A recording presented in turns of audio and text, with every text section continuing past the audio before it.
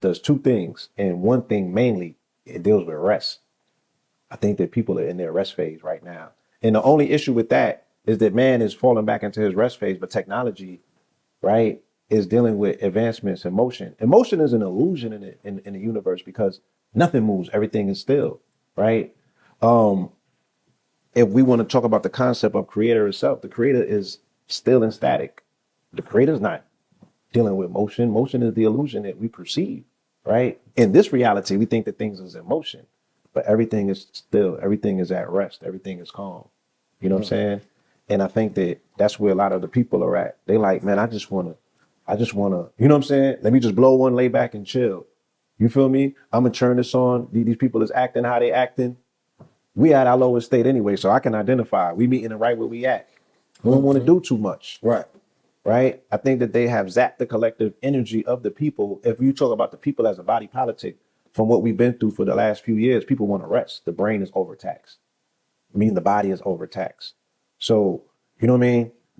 We're looking at people who just wanna chill. They just wanna relax. You know what I'm saying? Everybody feels like they need a vacation. I need to tap out for a moment. I need some quiet time. I need to go find myself. All of these things that we are witnessing on a broader scale, on a broader level, I think that, you know, that's why certain artists are connecting, right? And there's always going to be a smaller percentile that identify with thinking artists. The thinking artist and the thinking art form is never going to be the general conversation, right? You know what I'm saying?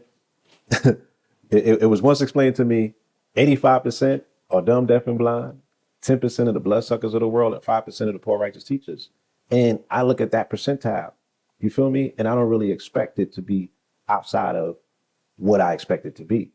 You know what I mean? In the grand scheme of illusions, right? Man used to have the ability to just go simply outside and to ingest plants if he wanted some good illusions, right? If he wanted to experience spatial reality, he didn't have to use, hardware technology. Yes. Right? He used natureware technology. He went and picked up one of the mushroom plants, right? And he ingested it in a manner to where he was able to move his reality. He was able to warp his reality, to change colors, to feel sensations, to blend different pathways within the brain that allow him to be able to jump in different places. Is it man's disconnection with the earth, right, that is making him create these artificial things to do what was similar to what his ancestors did? Because the ancestors' intelligence, right, they were tapping into, they was high.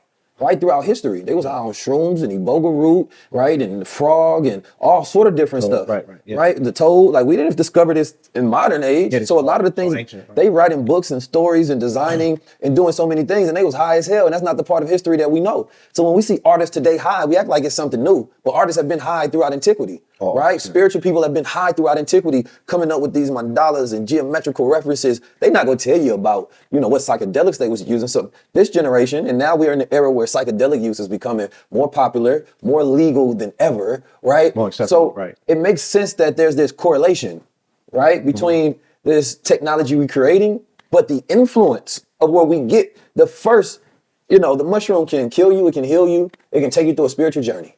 Technology is the same thing. And I want you to make an observation.